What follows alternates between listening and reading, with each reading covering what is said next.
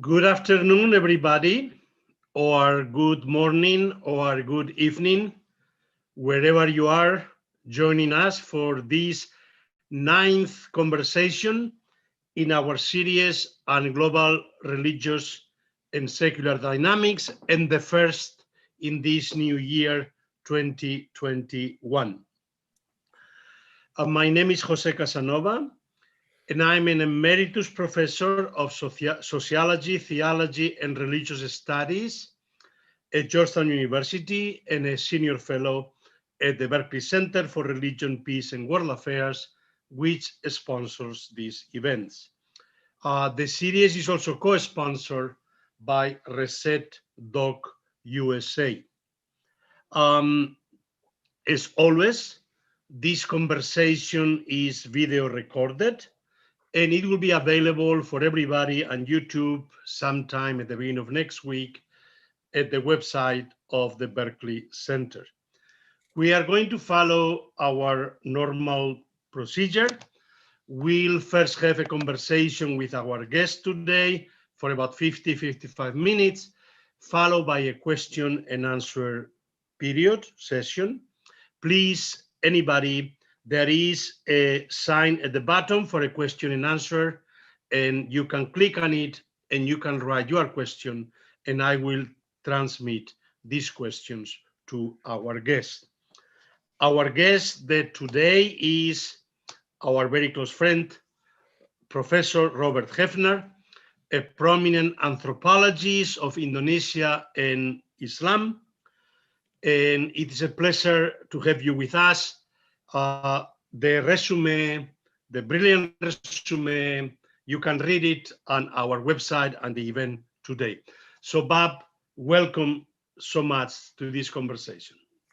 Thank you very much, Jose. It's a great honor and pleasure to be here with you. Thank you. Good. Let's begin with the topic that has been at the center of your life work, and democratic civility and civil Islam. In the mid-90s, you directed a project precisely on democratic civility at Peter Berger's Institute for the Study of Economic Culture. I believe this was our first collaboration. In 1998, and actually, let's use this conversation as a tribute to our dear friend Peter Berger, who is also a very good friend of the Berkeley Center for Religion, Peace, and World Affairs. So in 1998, after this project, you edited a volume, a collection of essays that came out of the project. And there was actually included an essay of mine on ethno-religious pluralism and democratic civil society in post-Soviet Ukraine. Actually, an essay which has stand well the passage of time to show the strength of civil society in Ukraine. But anyhow, the idea of civil society was in there in the 90s. Also in the project were our friend Adam Seligman, my colleague Andrew Arato, and many others. In 92, precisely, Adam Seligman had published the book, The Idea of Civil Society. The same year, Jim Coe and Andrew Arato published Ideal Civil Society and Political Theory. 2 years later, I published my book, Public Religion in the Modern World, that obviously had the idea of public religion and civil society at the center of the analysis.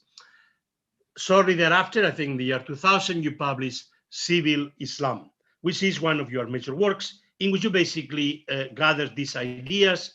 The subtitle of the book was Muslims and Democratization in Indonesia, Indonesia being the largest Muslim majority country in the world, a country which had been the focus of your own anthropological research for 2 decades.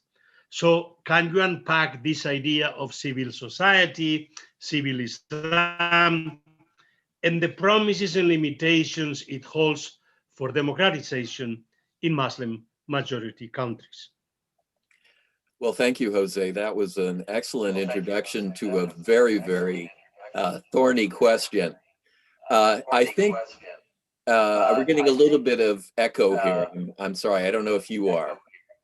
But I think by the time that you and I began our conversation, which I think was actually in the early 1990s, just perhaps about a year after your book, both you and I were engaging the question of civil society in a broadly comparative context.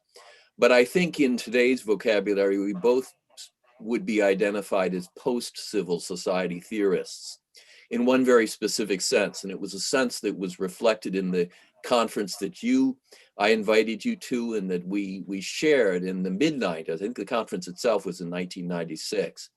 Namely, we were post-civil society in the sense that we were a bit skeptical about the kind of conventional Tocquevillian truism of the 1990s, which became a truism in the aftermath of the Cold War, that somehow building civil associations or a rich network of associations in society was itself sufficient to borrow Bob Putnam's phrase, make democracy work. Associations and some kind of countervailing force in society to the state, particularly a powerful state, can be a critical ingredient, I think, in a successful consolidation of democracy. But without something like a Habermasian or a neo-Habermasian kind of reconceptualization of the norms, the ethics that shape that public sphere of which civil society is a part, civic associations can themselves have deeply undemocratic or exclusive consequences. We've gotten some recent examples of that here in the United States over the last few years. So you and I came to the question, first of all, we put this idea of civil society in a very comparative context, you with your work in Ukraine, me with my work in Malaysia and Indonesia especially, but I was always keen on that comparison. And we were as much concerned with the way in which certain kinds of associational dynamics in society lead to normative, or what I think, if I may use the phrase, public ethical transformations conducive to democracy. In the Muslim world, now to shift a little bit to Indonesia and Muslim generally, in the Muslim world, this kind of post-Tocquevillian hesitancy, I think, was particularly important because much of the Muslim world, not all, there's a lot of variation across those 50 so countries that are Muslim majority, but in many parts of the Muslim world, not least of all Indonesia and Malaysia, you have a rich proliferation of associations in society. Many of them, particularly in countries, again, like Indonesia, Morocco, even Egypt for certain periods, many of them quite independent of the state. But not all of those associations, in fact, are necessarily committed to a democratic and inclusive practice of Islam or of national citizenship. Focusing just for a moment here on Indonesia. Indonesia, among Muslim majority countries, as you said, it is the largest and most populous Muslim country in the world. But it also, when I began working there, which was actually in the late 1970s, it was a country that was just 12 years actually, past the mass killings of the communists in the aftermath of a failed left-wing officers' coup in Jakarta, the night of September 30th, 1965. And the military, in collaboration with mass-based Muslim organizations, many of which I would soon, several years later in the late 70s, begin my research on. The military, in collaboration with these Muslim civic associations, Muslim civil society, went about both rounding up and killing communists, alleged communists, but also launching strikes against people who were deemed, in some sense, religiously heterodox. In other words, Muslims who were professing a variety of Islam that was seen as unacceptable. So there was a lot of skepticism by the time, I'm in Indonesia, there's a lot of skepticism that Indonesia was a likely candidate for a kind of Muslim democracy in any sense of the word.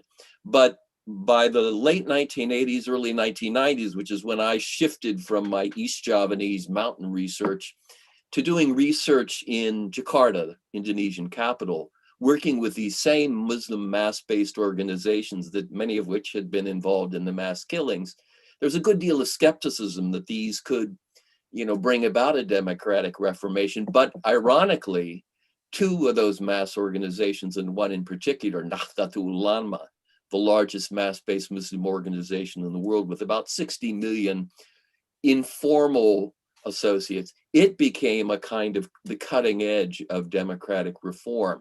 Doesn't mean there was a broad consensus within the organization. There were still very, very conservative elements, but it was an interesting and powerful dynamic. And it raised again, I end here, it raised again the question of how you move from a kind of rich associational life, which many Muslim majority countries have, but how you move from that to an actual culture of citizenship that is inclusive, and inclusive of people, whatever their religious background. So that was sort of what was going on, and what you were looking at, I think, in a very interestingly different way in the Ukraine. That's what I was doing, and our project was doing. It was not just a conference, of course, but it was a one-year project that involved all of the people to whom you referred, including my colleagues, my future colleagues at CURA, Adam Seligman and Rob Weller, Rob doing research in China. But by the time you wrote the book Civil Islam, there was a real promise that somehow a process of democratization had started in Indonesia that had a strong base. Yes, it by the mid 1990s. So in the decade from 1990 to 2000. Again, as I said, I had moved from my East Java mountain research, more classic anthropological research.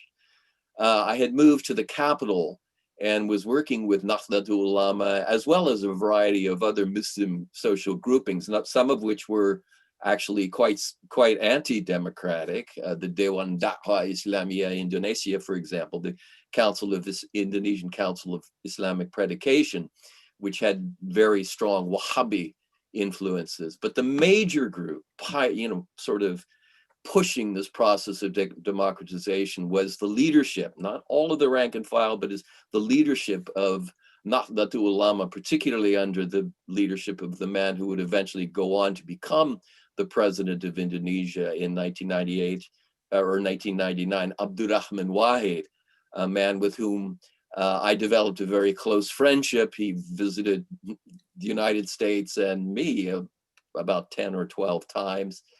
And from that kind of unusual perch, I got both very intimate, personal insights into the efforts of really one of the Muslim world's pioneers of democratization, and then also the pitfalls and challenges. Abdurrahman Wahid was not a great executive leader as president, and he also faced a kind of virulent opposition that perhaps we can talk about later, because it does speak to some issues here in the United States and many parts of the world today. We saw in Indonesia, after the transition to democracy in 1998, 1999, we saw 3 or 4 years of tremendous democratic reform, a legislature that passed all sorts of laws on freedom of assembly, unions, women's rights, and decentralization. Indonesia launched the most ambitious program of decentralization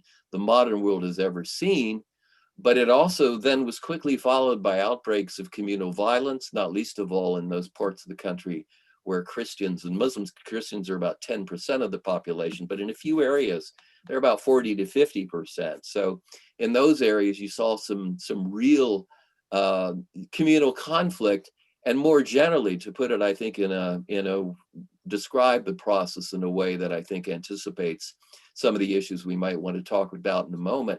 You saw the rise of an Islamic populism with its characteristic epistemological populism, a pushback against the subtle jurisprudential, theological, and philosophical thinking of the Muslim Democrats and other reformers, people saying, no, that's not just authentic, it's not just consistent with Islamic tradition, but Islam is simple. Islam's message is primarily about us versus them. It's the Muslim world against Western colonizers. So an effort to, if you will, not just push back against the Muslim wing of the democracy movement, but to push back against an entire intellectual apparatus, which reformers in groups like Nahdlatul Ulama, and they're in many other parts of the world, in Syria, in Morocco, and not least of all in Western Europe and the United States, where you have a very, very brilliant cadre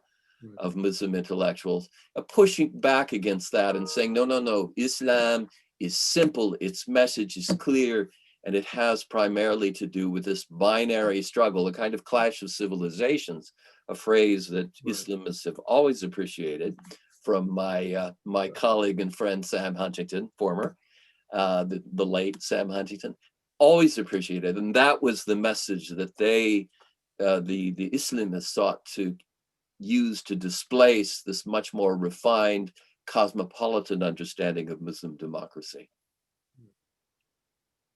Right. Well, indeed, recently in 2019, you published an important essay revisiting these issues. It appeared in Asian Studies Review with the title, Whatever Happened to Civil Islam? Islam and Democratization 20 Years On. So what is your basic idea there? How hopeful are you?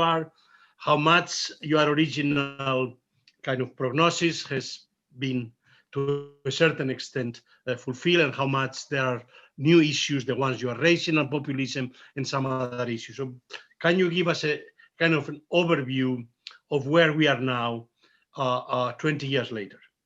Well, it's a great question, and I'll preface it by a comment on the Arab Spring, of course, because I always, even though most of my research has been in the Southeast Asian Muslim world, particularly Malaysia and Indonesia, and then also looking at Muslim minorities in places like Singapore and Cambodia in a much lesser degree, but putting Indonesia in a comparative context, of course, we're now 10 years beyond the Arab Spring.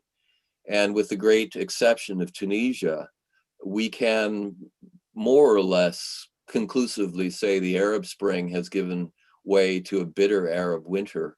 One of the great tragedies, I might say, of modern times, because the Arab world is a world of great intellectual dynamism.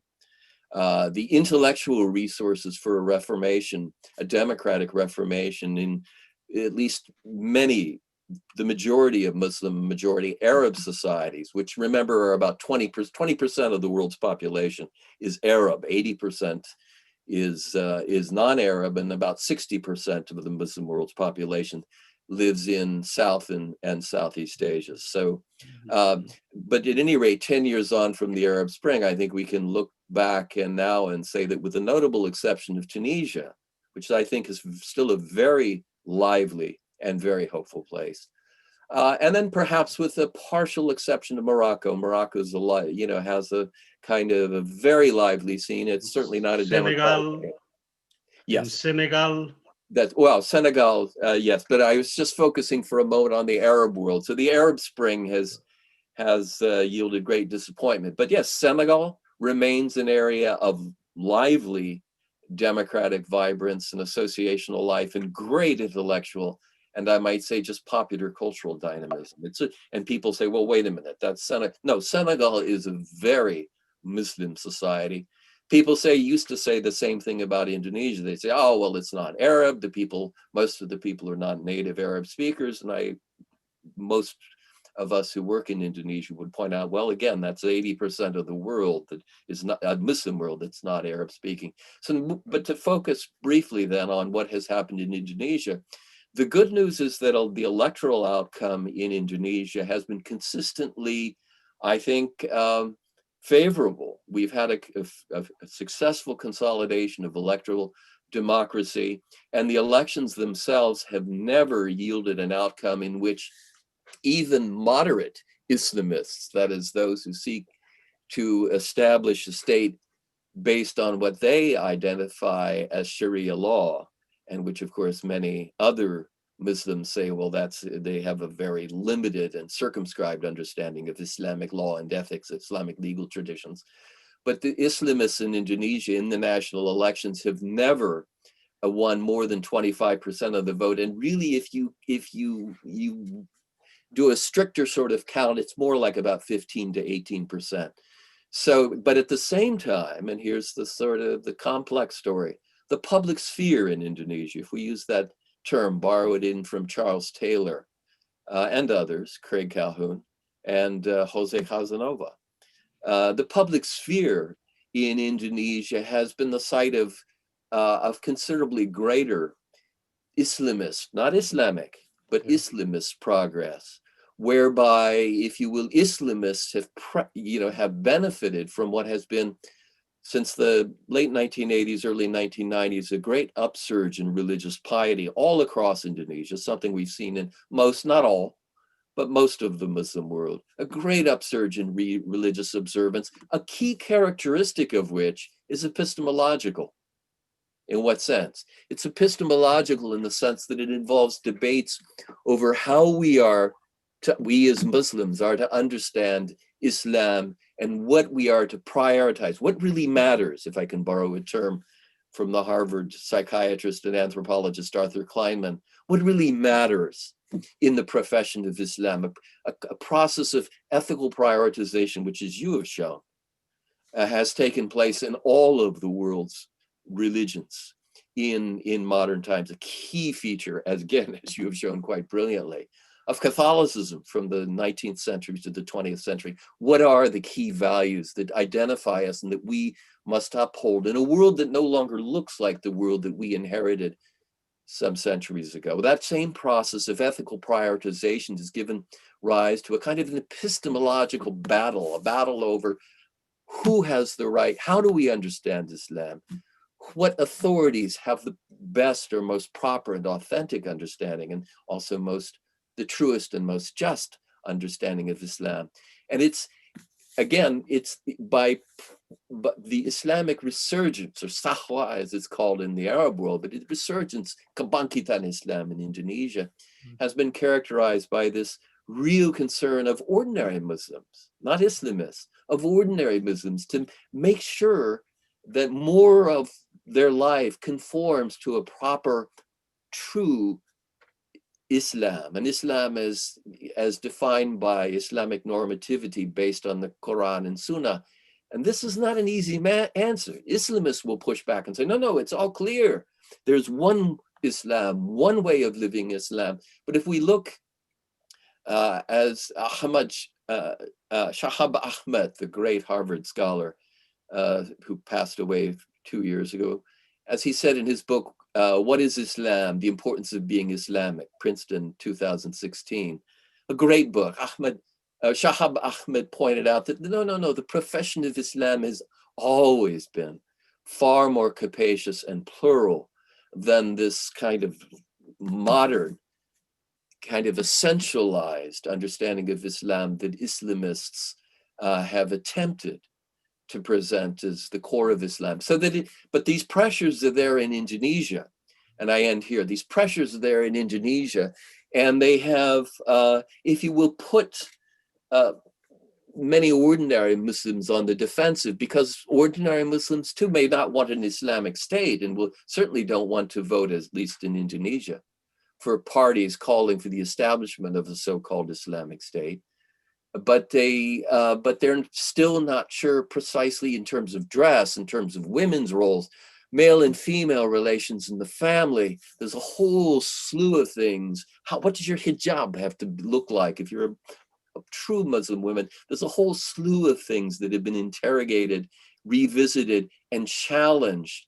And some of these, particularly when they concern Muslim relations with Muslims, have had, if you will, a kind of conservative or exclusivist cast. So the broadly inclusive tradition that was, if you will, such a characteristic of Indonesian Islam during the first 3, 4, 5 years of the transition, the 1998-99 transition, has been put a little bit on the defensive, indeed quite a bit on the defensive.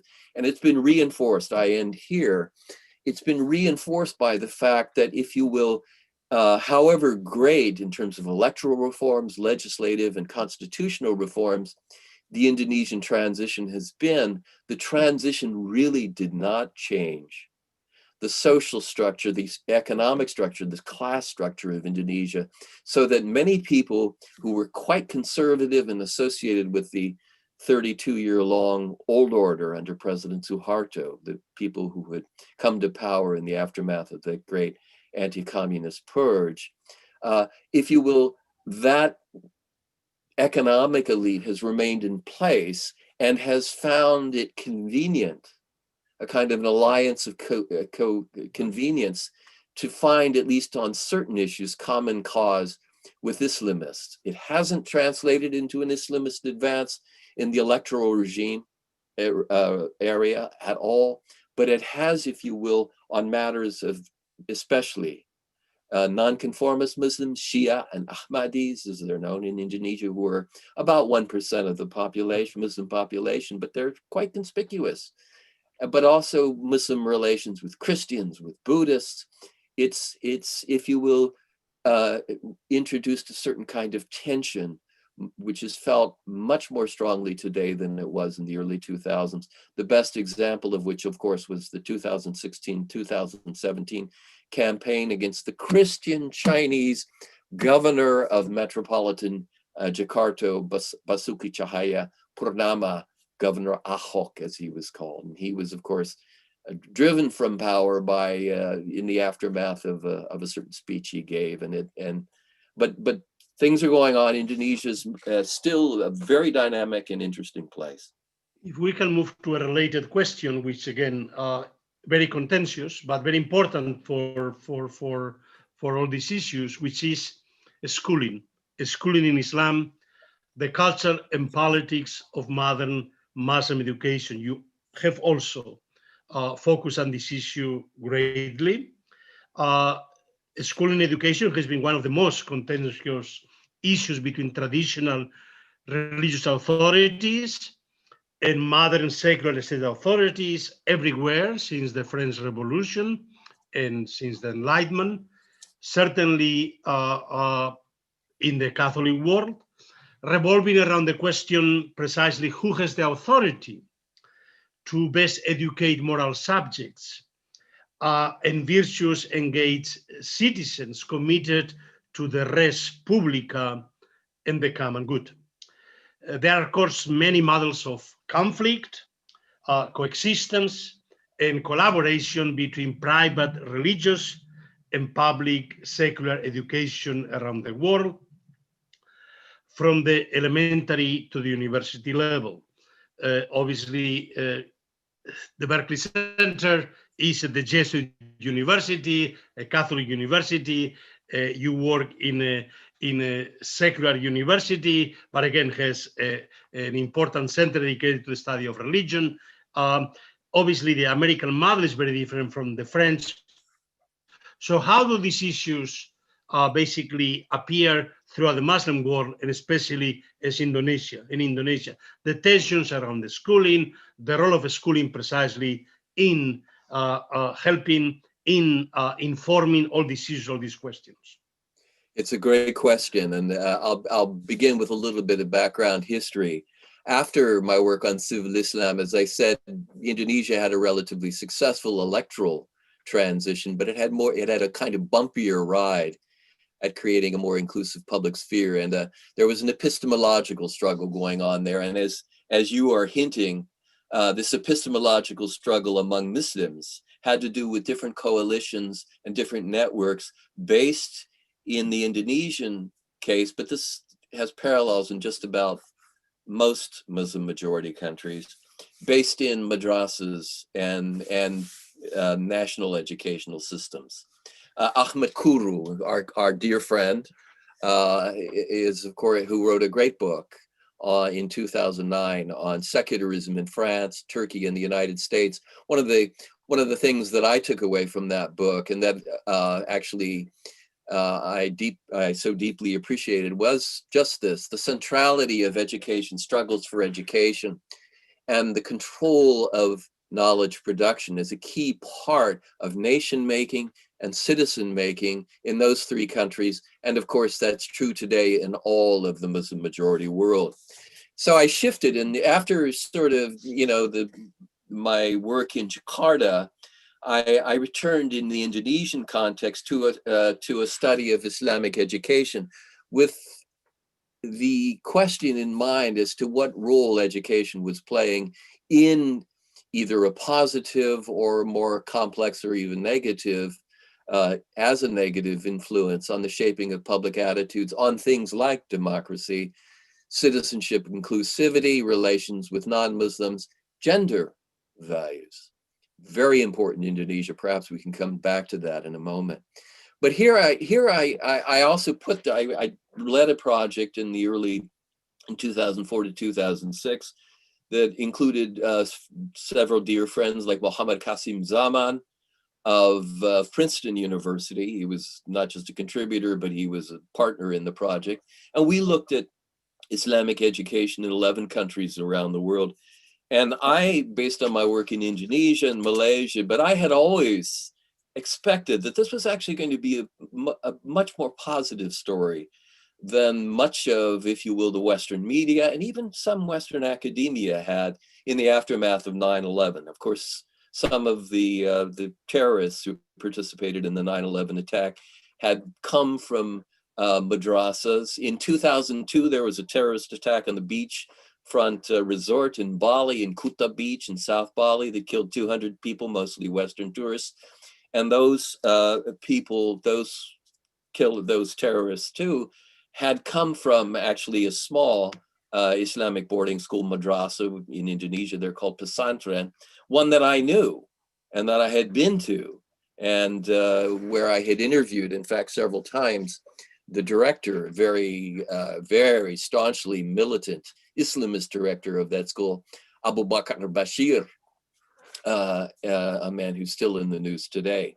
So at any rate, there was a kind of an impression, certainly in policy circles. And at this point, I might add, I was drawn into a policy debate in the United States in 2002, 2003 that actually involved Dick Cheney, of all people.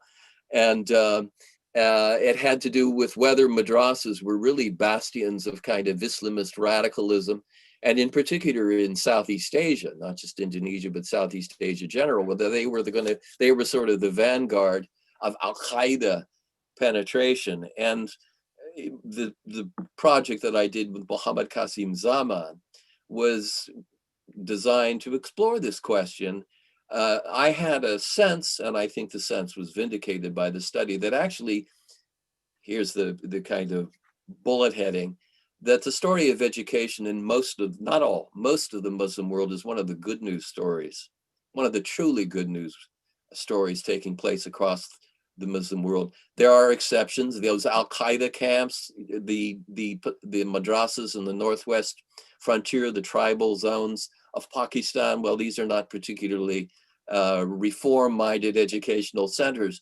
But in many parts of the world, not just for the last 10, 15 years, but for the better part of the past century, we've seen the groundwork being laid for a profound transformation of Islamic educational culture, both in relation to the general sciences, the sciences of the world, as Muslim scholars called them, and a kind of confidence that what one had seen in Baghdad from the 10th to the 15th century, when, remember, and this isn't just kind of romanticism on the part of those of us who work on the Muslim world. No, the Muslim world, in an area that stretched in particular from North Africa all the way over to northern India, had the most remarkable centers of science, natural science, medicine, optics, mathematics, as just about anywhere in the world, certainly far and away superior to what,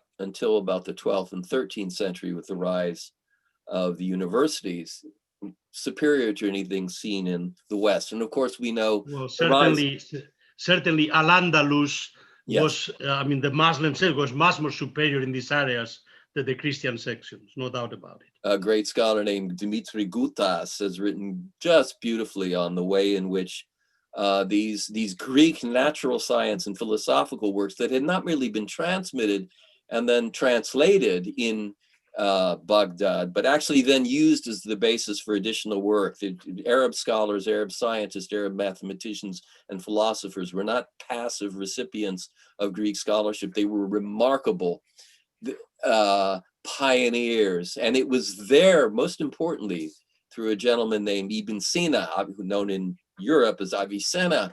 It was this model of natural science and philosophical education that had been developed by Arab Muslim scholars, but interestingly not then adopted in madrasas. But it was this model that had been adopted in Andalus, in Spain, that was then studied by a variety of Arab Christian scholars, first in Andalus, but also, of course, in Sicily and southern Italy, and then used as the basis for the rise of the university. So at any rate, there's something very similar to come back, taking place today, a kind of return to that spirit of the Andalus great synthesis and this earlier spirit of a very inclusive and ecumenical education. In Indonesia, just to bring it back home, Indonesia's state Islamic university system and then its private Muhammadiyah Islamic higher educational system has been among the institutions. Indeed, it has been the most important pioneers of civic inclusive education. The state Islamic university system in Indonesia, which is separate from the secular, if you will,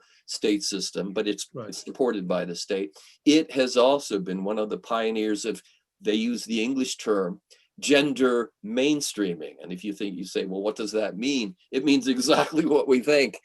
And so this is not to say there's been a kind of liberal revolution, because it's a little more complex than that. Liberalism since the 1960s in the West does not quite look like the liberalism of the late 19th or early 20th century, particularly with regard to things like, as we all know, lifestyle, individualism, religiosity, and of course, sexuality.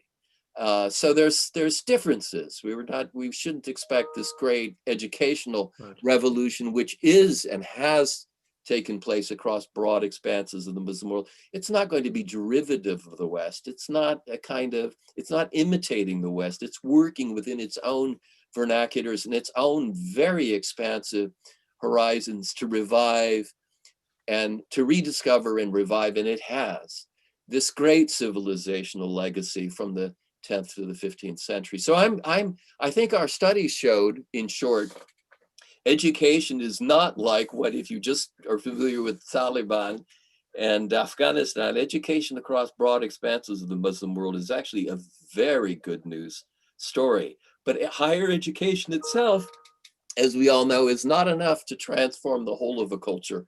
And even in places like Indonesia, we have discovered, in fact, I've been working in the last few years on, if you will, conservative currents in education.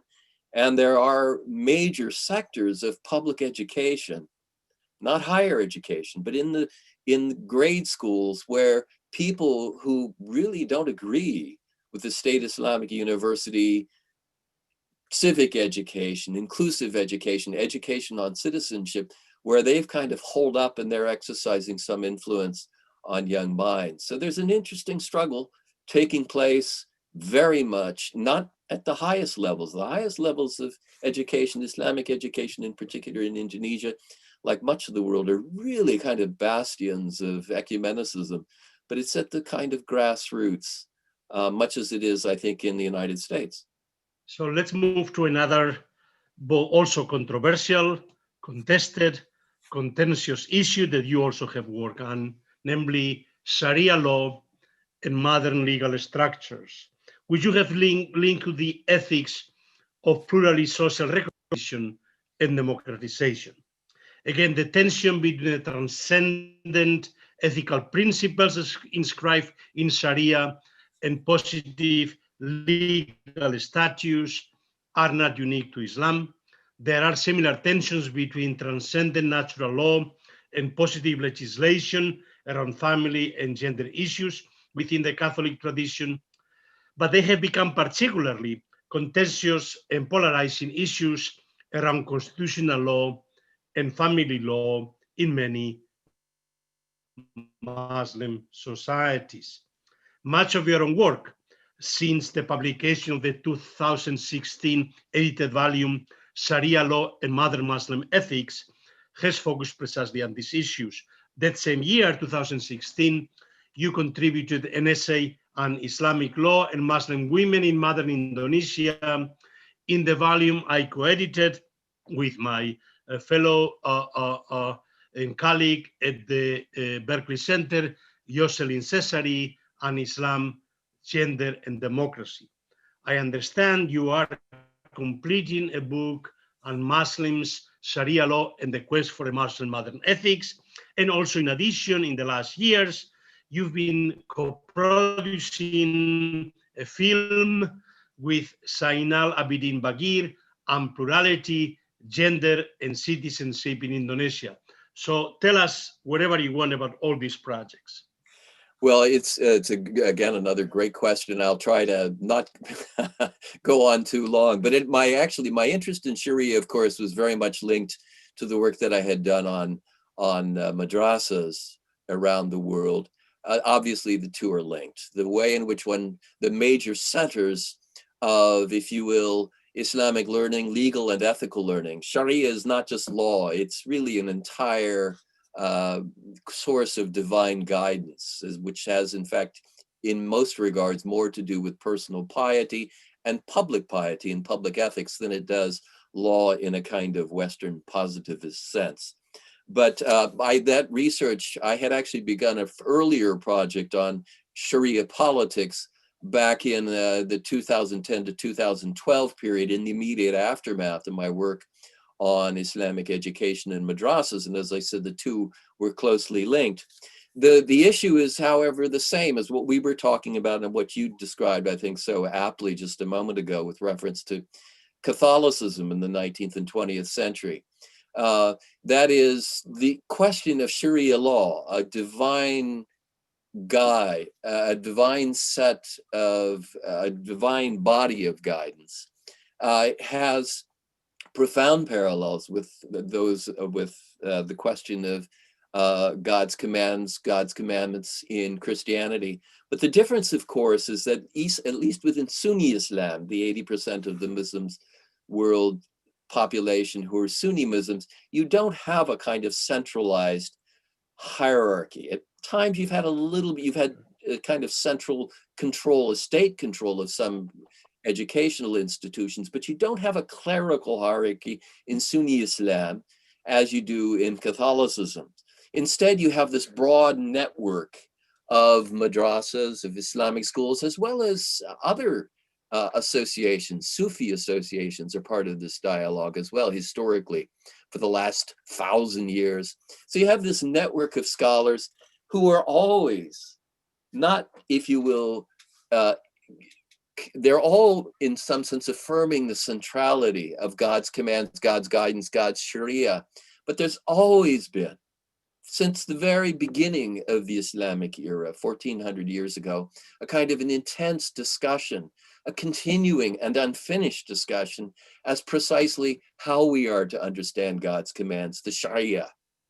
It's not, the Sharia is not, if you will, a set of simple commands, certain and clear on all matters. There is, at least in the eyes of many Muslim scholars, there are areas where greater certainty exists. But even these, certainly by the time you get to the 19th and 20th century, but even the discussion and the debate had already begun with figures like Ghazali in the 11th century, or Al-Shatibi, another Andalusian scholar, who had raised the question of what are we prioritizing?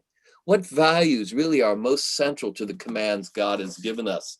And this debate, it's a bit too simplistic, but this debate in modern times has come to focus on, again, the Andalusian scholar Al-Shatibi, and Ghazali earlier, Ghazali's prioritization of what he calls the higher aims of Sharia. It's prioritization of the maqasid, the higher aims, the higher purposes.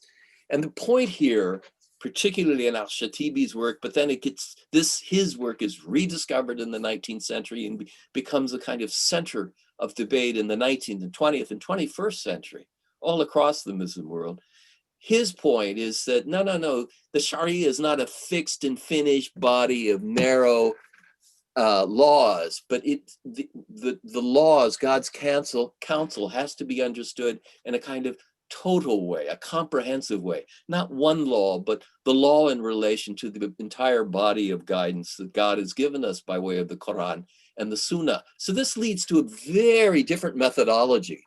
And it also opens the interpretation of the Sharia. Indeed, it not just opens, it requires the opening of the Sharia, at least in the ideas of the thoughts of many Maqasid-oriented scholars. It requires a kind of opening of the sciences of God, the sciences of Sharia, of God's counsel, to the sciences of the world. So boom, there you have it. It's a kind of, first of all, it's a return to a debate that has always raged, but in certain periods, and particularly in the Muslim world. But it's a debate that also has profound parallels with what we saw in the age of Thomas Aquinas and the rise of the universities from the 12th century onward. So again, this kind of debate over what really are we to prioritize as Muslims is what I was interested in, and interested in, if you will, bringing to the attention of policymakers as well as academics. But my debt here, I must say, is very strong to people like Muhammad Qasim Zaman or Ibrahim Musa, my Notre Dame-based colleague and friend, or Keisha Ali here at Boston University, or Ziba Mir Husseini, a UK-based Iranian scholar. So I'm really just, if you will, serving as a conduit for ideas that are much more richly engaged and certainly substantively engaged by these dear friends and Muslim scholars. And this leads us to another issue I want to raise. Your work is, of course, extremely relevant, not only as a scholar that done your own work, your collaborative project, but also your institutional work. As director, associate director of the Institute with Peter Berger for many years, you serve as president of the ASEAN, the Asian Studies Association Society.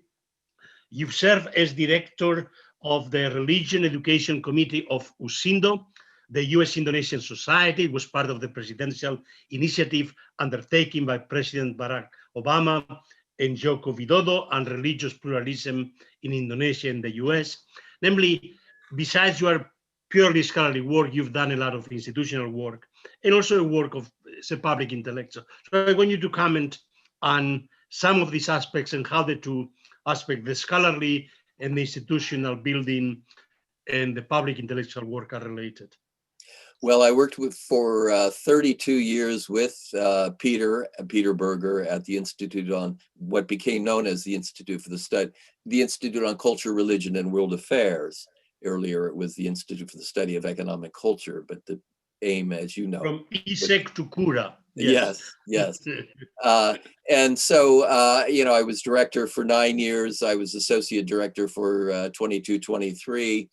And Peter was very generous and he also, if you will, encouraged something in me that was perhaps in some ways one of my worst habits, which was that he encouraged a kind of interdisciplinary, multidisciplinary scholarship. I had come to anthropology really as an afterthought in the aftermath of my youth, my teen years, having been an activist in the Catholic workers movement in Cleveland, Ohio, literally when I was in high school, after which I continued work in the anti-war movement and then the civil rights movement. So I had always had an interest in the United States and the West, and the turn to anthropology, it was as much, was a kind of an excuse to be given the opportunity to study overseas. But it was also, it didn't never dampen my interest in sociology, social theory, and political philosophy, religious studies. So Peter encouraged all those bad habits, and CURA was a forum in which I was able to, if you will, get away with this So we are in good company. I was going to say that, but I didn't. I was hoping you might. But another consequence of my CURA association, which I actually am quite grateful for, is that beginning in the early 90s, but particularly in 1995, I began to get regular calls to Washington, D.C. I had, for whatever reason, and I wasn't entirely sure how this happened, about 1994, somebody identified me as somebody who knew Sam Huntington but disagreed with Sam on the clash of civilizational thesis, particularly as regards China and the Muslim world, which was true. I did know Sam. I was in a colloquium that he held every month for the year and a half on religion and globalization. He always tolerated me. He always knew we disagreed. But somehow that experience got taken down to Washington, and I out of the blue received an invitation, and the first of what would be, particularly from the late 90s to about 2010, 6 to 7 trips a year down to Washington, quite unexpected. I wasn't trained as an anthropologist to be involved in policy work and public intellectual scholarship. But again, the invitation encouraged a certain kind of a bad habit that I had. And obviously I'm being a little bit jestful here, but because I did value this, it was a time of, particularly after 9/11, of great uncertainty and debate in Washington. And as I said, at one point, I sort of had the great fortune of being locked in, not face to face, but very much meeting to meeting in a debate that had to do with Dick Cheney's much more pessimistic view, to put it mildly, of what the Muslim world was about. And then my own, I hoped, more empirically based sense that no, the Muslim world's alive and well, yes, like many parts of the world, torn by a kind of agonistic plurality, yes, but a place of great hope and promise as well, dynamism, certainly. So I did that, and that CURA gave me that. Our Georgetown colleague, John Esposito, was part of these conversations, I assume. John was always a major inspiration for me. We collaborated early on. I think we were at several of those many State Department meetings together.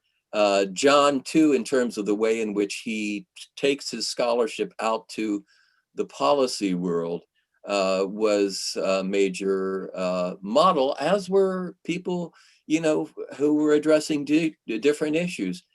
Tim Shaw down at Georgetown, Tom Farr, Religious Freedom Institutes. There's a dynamism at Georgetown. It isn't a monolith at all. That's what makes the dynamism good. There's an interesting commitment to taking scholarship to public policy and relevance, I think expressed most brilliantly at the Berkeley Center, that I respect and that I have learned from. So yes, John was part of that, you were part of that, and I have learned from both of you and others at Georgetown. If I may ask your final thoughts on how COVID-19 and the pandemic is affecting developments in Indonesia, throughout the Muslim world, those issues of precisely civility, the whole issue of equity, social justice, but also populism, the mistrust of experts and science and all the things that we know. If you would like to have final comments, just to have a sense of how COVID-19 is impacting on Indonesia and the Muslim world. Well, as you mentioned a few moments ago, I've been involved in the production with Zainal Abidin Berger of Gadjah Mada University in Jogja, Indonesia. I'm involved in the production of 6 films. 6 films that were being produced and shot at precisely the time, at least a year in, that COVID swept across Indonesia. So we've now shifted the focus of one of our films, and we're looking at, if you will, the response of religious communities, Christians, Hindu, Buddhists, and of course, especially Muslims, to COVID. And I think the story will be familiar to anybody who's watched the sort of situation in the United States, and for that matter, Germany, France, many portions of the world. You've seen, just as you said, Jose, you've seen a kind of similar dynamic between, on one hand, people, including many religious figures, who are saying we have to think in terms of the public good, maslaha in Islamic tradition, public good, public virtue in Western tradition. We have to prioritize that. Again, it's this matter of ethical prioritization. What really matters as a believer, as an Indonesian, as an American, as a Christian, as a Jew, or whatever. These issues are surged to the fore. And in Indonesia, just as in the West, we've seen a tension between, again, those who, if you will say, go with the science, and also trust us, trust certain religious authorities, and then certain new religious entrepreneurs who have taken advantage of, and I will use this term again, a certain kind of epistemological populism, saying, no, no, no, you can't trust the experts.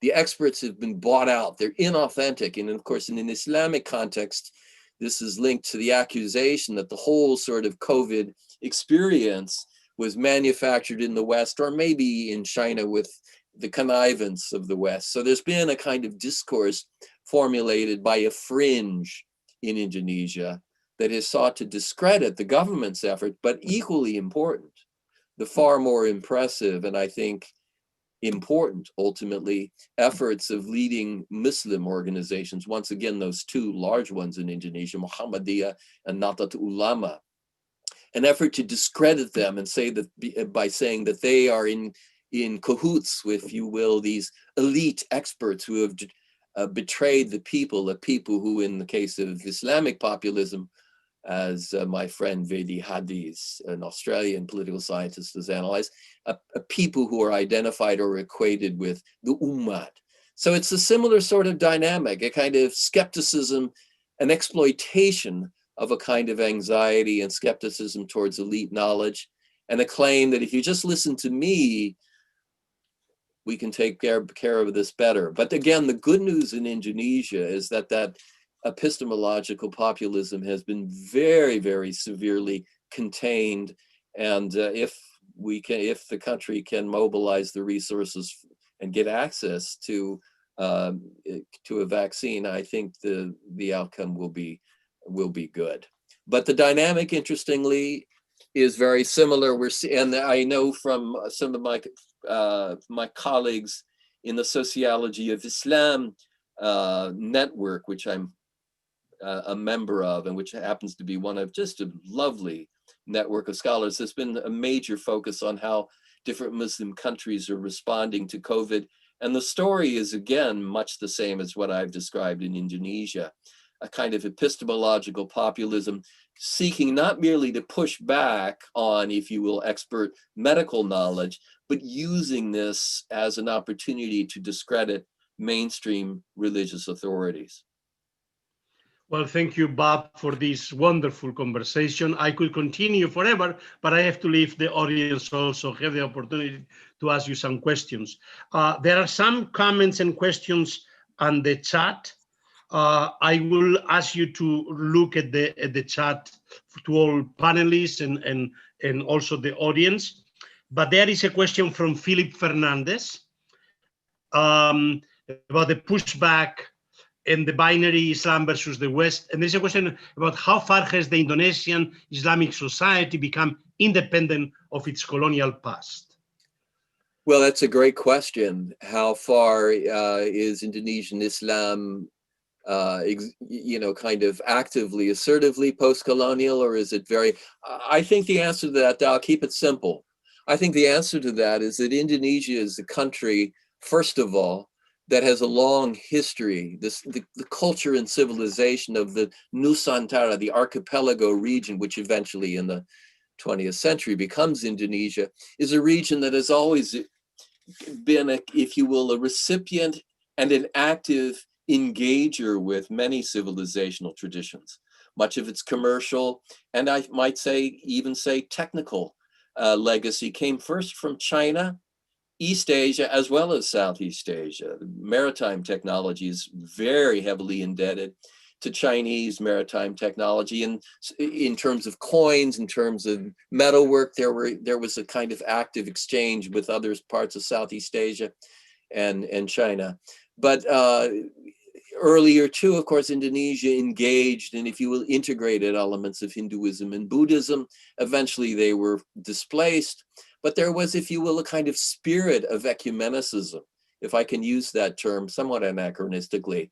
There's always been a kind of ecumenicism to Indonesian civilization, whether in its pre-colonial or in its colonial period. So the engagement with Dutch colonialism, even though technically it goes back about 300 years, the actual period of extensive colonization of the entire archipelago was actually less than a century.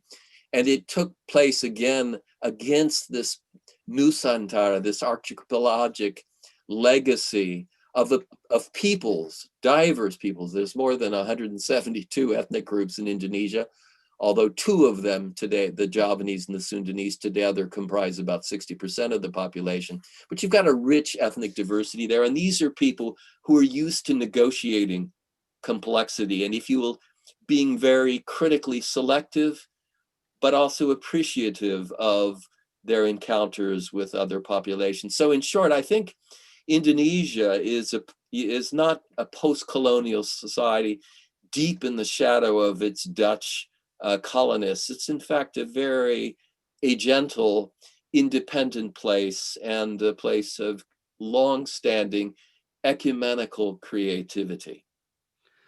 Let's point to a few related questions, one by Malik Faisal Aslam, about the differences in the way in which questions of hijab, polygamy, jihad, Islamic State, banking interests, and many other issues are debated and contested within Islam. And the question is this due to the different hermeneutics of understanding Quran and Sunnah?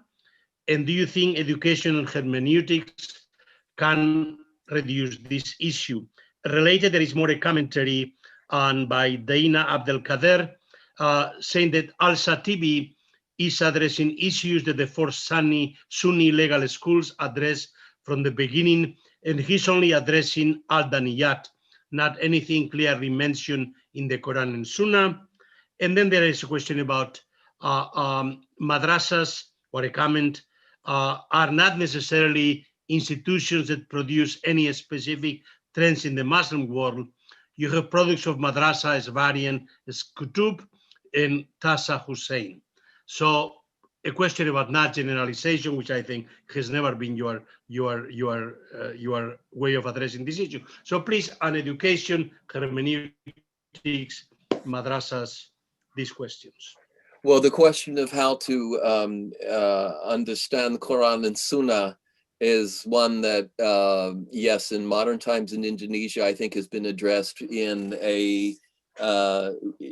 debated in a very intensive way, as it has in most of the Muslim world. But I think in Indonesia, again, because of this legacy of civilizational ecumenicism that they have, it's somewhat different. I mean, the Muslim world in general, certainly the Middle Eastern Muslim world, but also West African Muslim world, these are very, very ethnically and civilizationally complex places. They're not monoliths, never were, never have been, much less so, in fact, I think, than Christian Western Europe.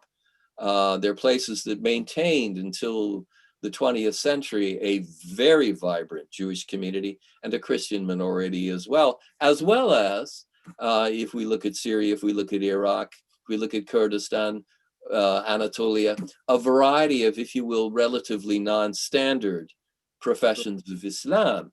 So these are complex places, but Indonesia's ecumenicism, I think, pre-adapted it in some ways to a very, very vigorous and, if you will, non-self-conscious engagement with sciences of the world, as well as sciences of the law and sciences of divine command. But yes, those issues have been very, very hotly debated in Indonesia, as they have in many, many parts of the world, and there are different perspectives. But the critical point that I wanted to underscore here is that the Islamic higher educational sector in Indonesia, which doesn't determine everything, at all. There are conservative bastions, quite a few, but the Islamic higher educational system is a real center of dynamism and ecumenicism, a kind of cosmopolitanism, not of a Western variety. It's not Western derivative. It's engaged with the West, but it's engaged especially with Islamic civilizational legacy. So I guess I would just agree with the premise of the question that yes, this hermeneutics is the question of hermeneutics and how one is to interpret Islamic ethical legal traditions, particularly as regards Quran and Sunnah, although not exclusively. It of course is at the very center of this renaissance, I think one can say, that has taken place in Indonesia as in many other parts of the world. But I think Indonesia needs to be given special credit here. Yes, you already answered a question by Roger Trick, but you want to add something. How much toleration is there of different interpretations of Sharia, and how far a tendency to make claims for exclusivity for such claims? I think that you've answered, but if you want to add something. And then the following question from Abdul Chang, which is again a claim that Indonesian scholars are exclusive. Is this true? And why universities in Indonesia are not growing liberal art tradition? I'll have to ask you again just to repeat. I don't have the questions here before me, but the second question, perhaps we can come back to in a moment. By Abdul Chang, why Indonesian scholars are exclusive, and why universities in Indonesia are not growing liberal art education traditions? No, they are. They are the State Islamic University system, which is huge. And the Muhammadiyah private Muslim higher educational system, which has about 167 campuses. They have adopted a Muslim liberal arts model, integrating the sciences of the world, as well as, if you will, professional sciences with Islamic sciences. So they're very much, there is an ecumenicism and an imbrication there. I maybe didn't make that clear, but very much so. In fact, I think when I've met with the Iranian scholars, but also Turkish scholars who in Indonesia, or during my several trips to Turkey, we talked quite a bit about, I met many Turkish scholars, academics who knew Indonesia, and they recognized that the dynamism of Islamic higher education in Indonesia is really quite remarkable. Some of my Turkish friends believed, and they may be right, that there was a comparable and perhaps even greater dynamism in Turkey. I think the civilizational legacy is different, as is, if you will, the level of affluence in society. But I would say those are two countries, along with Iran. Ironically, we of course recognize Iran's higher education is subject to very severe restrictions. But historically, Turkey and Iran were major centers of educational innovation, and innovation that included the sciences of the world. Indonesia has now very much joined that club. So there is, in the kind of Islamic liberal arts tradition, very much alive and well in Indonesia, as is also the case, I think, in Turkey, and in a more qualified, much controlled way, was once the case in Iran. We have let's read three questions. We have about 5 minutes left, and then you can decide to put them together in any way you want. One is actually about, given our own crisis within democracy in the United States today, is there anything that we can learn from civil Islam regarding models of governance that can be inclusive and equitable? This is a question that can come from Julie Pierce. Then there is a question by Muhammad Abdillah, who asks why democracy leads Indonesian Muslims to strengthen Islamic identity in public sphere on the one hand and nationalism on the other. And then there is a third question having to do with inter-religious conflict, pointing out that for a long time in Ambon, in also Muslim and Christian live together peacefully. And so why and how could they undergo such a massive communal violence in the late 90s? And yet there is a relative peace now, while in other countries you have interethno religious conflict. So the question is, how do you see these patterns of interreligious conflict in Indonesia being so low at some points, then exploding, and then being peaceful again, and how does education contribute to these patterns? Great questions, three very good questions, and I obviously have to do them a disservice by answering quickly. Starting though first with the first question as to the relevance, any lessons that civil Islam and the Indonesian case of the study of Islam and democracy in Indonesia might have for places like the United States. And as I said, I actually took to Indonesia questions that I had first struggled with in my own high school Catholic workers movement days, but questions that included not just, if you will, how to mobilize religious values and religious actors for positive and inclusive social change, but also had to do with the question of why and how social movements and civil society associations, in quotes, can go wrong. And as you heard me say, and this would be my answer to the question, I won't be able to do that great question justice, but I think the takeaway from your work, Jose, as well as what I was trying to do and have continued to try to do, was that, civil society, a strong civil society, is by itself no guarantee of inclusive citizenship, or what, as you know from our earlier discussion, democratic civility. Democratic civility is an attitude and a practice. It isn't kind of being sweet to everybody. No, it's an attitude and practice of regarding others in societies, not merely with tolerance. Tolerance, I think, isn't sufficient, but with an active commitment to striking some kind of balance between liberty, equality, and acknowledgement of the other. It has to do with a deeper, here I'm with Charles Taylor, and again, Jose Casanova, a deeper social recognition of actors. And I think that's the takeaway from Indonesia, civil Islam, whether in 2000 or 2021 today. But it's also the takeaway from our own democratic travails the last few years here in the United States, is that the work of democracy is not finished or done by even a separation of powers and the well-lubricated functioning of democratic elections. You need a constant participation and involvement in building a public sphere that is committed to some vernacular variation. It will vary across civilizations and societies, but some variety of that democratic civility triad: liberty, equality, and inclusivity, recognition across social, ethnic, and gender differences. That's the takeaway, and it's not easy. It's not elections alone. We've been reminded of that this last week here in the United States. Indonesia was reminded of it after the initially ebullient sort of transition of the first years, 1998 to about 2001, and then the trauma that took place, which will be a good segue to turn to the third question, which had to do with conflict in Eastern Indonesia.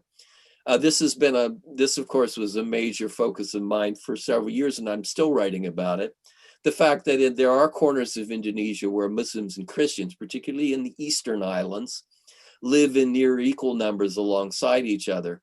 And they had lived relatively peaceably. There were moments of conflict, but they typically did not have to do with communal conflict. After the transition to democracy, 1998-99, and in particular, this great program of administrative decentralization that Australian scholars like Ed Aspinall and Greg Feely have really done superb work on. you saw a decentralization of powers that was, if you will, designed to bring government closer to the people, but it brought government closer to the people, a people who had not yet been societally reorganized in the kind of civil society plus democratic civility and inclusive, a culture and practice of inclusive citizenship way. So what happened then is that you saw, if you will, local bosses mobilizing whatever they could for, as this decentralization program was brought into place. You got local bosses, Christian as well as Muslim. It was not a, kind of Islam problem. It was a problem of decentralization. And if you will, a kind of epistemological populist leaders, once again using simple slogans, appeals to ethnicity, appeals to religion, to mobilize against rivals so as to seize a greater share of those decentralized resources. That was the major problem of the early transition period. And it is because Indonesia has, relatively speaking, not absolutely, but relatively speaking, brought into place a more effectively decentralized and effectively functioning decentralized system that the violence was contained. So it took on religious colors. There's no doubt about that. Chris Duncan, an American anthropologist, has done brilliant research on this. But it took on religious colors, and again, that cheap epistemological populist way that we see in the West today. For example, when French secularists of the far right, who have had no interest historically in their Catholic tradition, suddenly rally to the ideals of Catholicism, so as to exclude Muslim immigrants in the 10% of the French population that is Muslim. So populism is alive and well and a major problem in many countries around the world. That's one of the lessons, other lessons from Indonesia today. I guess the third, sorry. I think that unfortunately we're running out of time. It has been a great conversation. Thank you so much, Bob, for this conversation. Indeed, as always, you an anthropologist, but I also you as a great social historical anthropologist, while I see myself as an anthropological historical sociologist.